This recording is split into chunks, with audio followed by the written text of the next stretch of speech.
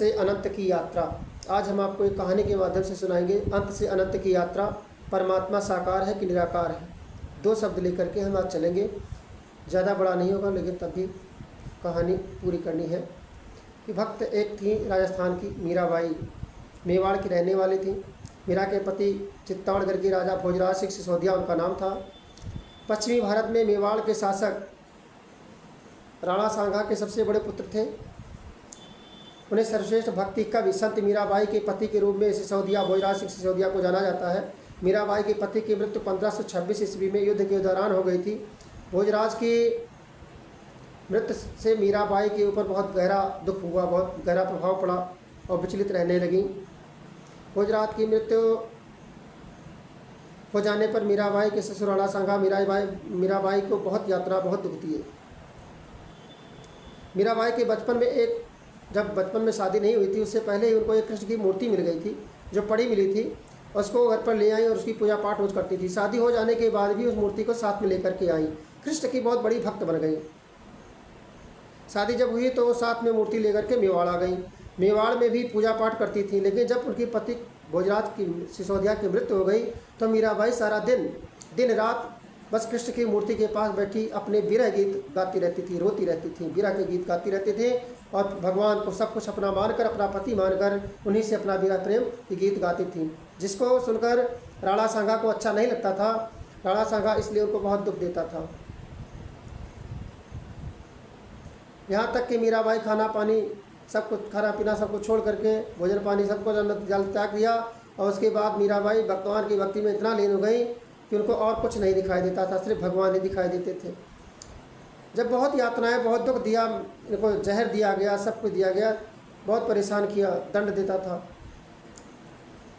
तब मीराबाई एक दिन उठ कर घर से और काशी नगरी चली गई।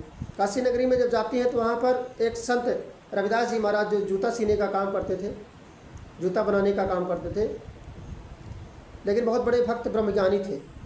मीराबाई की मुलाकात उनसे होती है और मीराबाई अपनी दुख भरी कहानी संत रविदास जी महाराज को बताती हैं। संत रविदास जी महाराज मीराबाई को पूरी कहानी सुनने के बाद बताते हैं, तुम्हारे पास धरोहर क्या है? तो धरोहर के रूप में मीराबाई कृष्ण की मूर्ति दिखाती है। कहते हैं मैं अपने घर से लेकर के कृष्ण की मूर्ति आई हूँ, बाकी कुछ नहीं लाई हूँ। कृष्ण की मूर्ति दिखाती है, कहती है मैं इन्हीं की शरण में हूँ, मैं इनकी भक्ति करती हूँ, लेकिन मैंने अभी कोई गुरु धारण नहीं किया है, इसलिए मैं आपको गुरु बनाना चाहती हूँ। और मैं किसके पास जाऊँ? हर जगह तो मांग है, डिमांड है, पैसे मांगने की डिमांड है, और मैं किसके पास जाऊँ? आप ही हमें ब्रह्मज्ञानी लगते हैं, आप ही मुझे उपदेश कीजिए और मुझे भगवान से मिला दीजिए। सच्चे गुरु सतगुरु की तलाश है मुझे, आप मेरे गुरु बनकर मेरा उद्धार कीजिए। रविदास जी महाराज पूरी बात सुनने पर भाव एवं दुखी भाव से देखा कि कह रही है, तो उसकी बातों को सुनकर मीराबाई के गुरु बन गए। संत रविदास जी मीराबाई को गुरु बनाया और उपदेश दिया, साकार कृष्ण की मूर्ति से अलग होने का ज्ञान दिया। रविदास जी महाराज ने निराकार ब्रह्म का ज्ञान दिया। मीराबाई को ब्रह्म ज्ञान की जो उपाधि, कहा कि परमात्मा तो निराकार है, परमात्मा निरंजन रूप में है। परमात्मा, आप अगर मूर्ति में परमात्मा को मानते हैं तो आप परमात्मा को छोटा बना देते हैं, परमात्मा को सीमित कर देते हैं। परमात्मा का कोई आकार नहीं है। रविदास जी महाराज मीराबाई से कहते हैं कि परमात्मा का कोई आकार नहीं है। अगर परमात्मा को कोई आकार होता तो पृथ्वी पर ही होता। अगर परमात्मा का कोई आकार होता तो वो पृथ्वी पर होता। ये ब्रह्म ज्ञान की बातें कर रहे हैं कि जो पृथ्वी पर अगर परमात्मा होता, अगर तो वो साकार में होता।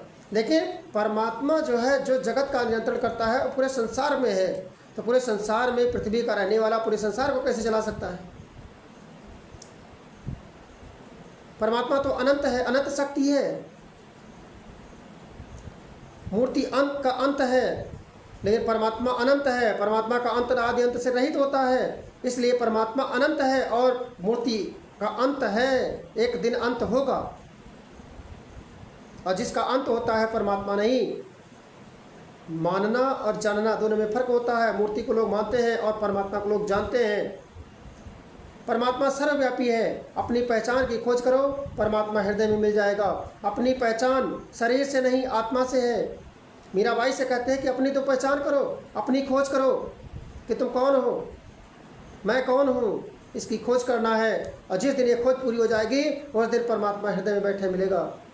बाहर खोजन क्या प्रय घट माही तू खोज, और घट भीतर तोर पिया बसत है, देख हृदय की ओज। सबके अलग अलग विचारधारा, अलग अलग मत हैं, कोई नाम अलग अलग लोग लेते हैं, लेकिन सबकी पहचान भी अलग अलग है। लेकिन सबकी पहचान, अपनी पहचान को पहचानने के लिए अपने ही शरीर में अपनी आत्मा से मिलना होगा। आत्मा परमात्मा एक ही है। शरीर वस्त्र की तरह होते हैं, सबके अलग अलग वस्त्र हैं, सबका अलग अलग शरीर है।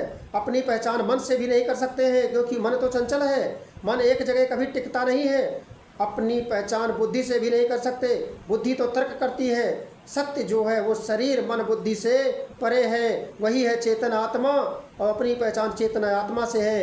यही चेतन आत्मा परमात्मा का अविभाज्य हिस्सा है, परमात्मा का अंश ही आत्मा है। जैसे सूर्य और उसकी किरण सूर्य से अलग नहीं हो सकती, जैसे जल और तरंग जल से अलग तरंग नहीं हो सकती, जैसे सागर से लहर अलग नहीं हो सकती, जैसे फूल से सुगंध अलग नहीं हो सकती, ऐसे ही परमात्मा और आत्मा दोनों ही एक ही है। सिर्फ एक दिखता है, एक नहीं दिखता है।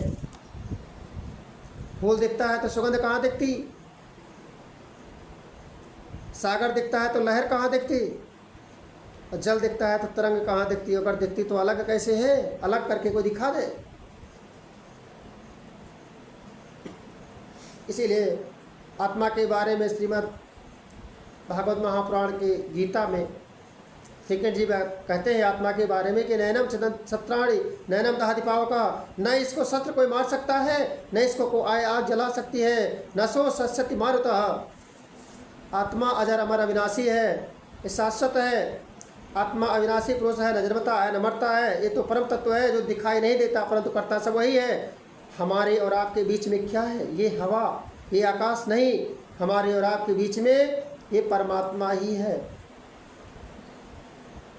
ये जो मैं और तू का भाव है, यही अज्ञान का भाव है। इसी को मिटाने के लिए हमें सच्चे सद्गुरु की तलाश करनी पड़ती है, सच्चे सद्गुरु से मिलना पड़ता है। जिस दिन ये भाव जान जाएंगे उस दिन समझ आ जाएगा परमात्मा हमसे अलग नहीं है। तब समझ में आएगा अहम ब्रह्मास्मि, वो जो शून्य है, परमात्मा शून्य में है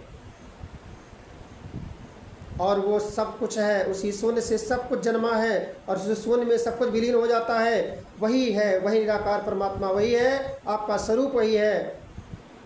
रूप परमात्मा, रूप आप जो मूर्ति पूजते हैं उसमें रूप है, और जो परमात्मा है उसका स्वरूप है, स्वदर्शन है। जब स्वदर्शन कर लेते हैं तभी स्वरूप को पाते हैं, और स्वरूप को जिस दिन पा जाते हैं उस दिन निराकार ब्रह्म की प्राप्ति हो जाती है। परमात्मा जो हमारा है स्वरूप है, असली सच्चिदानंद परमात्मा सद्गुरु। आंखें खोलकर जब हम जागृत अवस्था में अपने घर में प्रवेश करते हैं, अपने हृदय में प्रवेश करते हैं, जहाँ से आवागमन का चक्कर बंद हो जाएगा, परम आनंद में समा जाएंगे। परमानंद परम पिता परमेश्वर सच्चे सद्गुरु जगत के नियंत्रण करता, जगत के पालनहार में समा जाएंगे। यही से सच्ची गति, सच्ची यात्रा की मुक्ति, निर्वाण पद मिलता है। यही सच्चा मिलन है, यही विरह का अंत है। जहाँ पर विरह का अंत हो जाए वहीं पर निराकार ब्रह्म की उत्पत्ति होती है, वहीं पर निराकार ब्रह्म का जन्म होता है। विरह के पद तब तक आ जाते हैं जब तक हमें निराकार ब्रह्म की पद नहीं मिला है, निराकार ब्रह्म से मिलन नहीं हुआ है। जिस दिन निराकार ब्रह्म से मिलन हो जाता है उस दिन हमें विरह के पद गाने की जरूरत नहीं रह जाती। विरह के भजन, अद्वैत का भजन होने लगता है, अद्वैत का दर्शन होने लगता है। अद्वैत का दर्शन कर लेने के बाद ये जीवन निर्भय हो जाता है, अभय हो जाता है, संसार के भय से परे हो जाता है, विषय विकार वासना से मुक्त हो जाता है।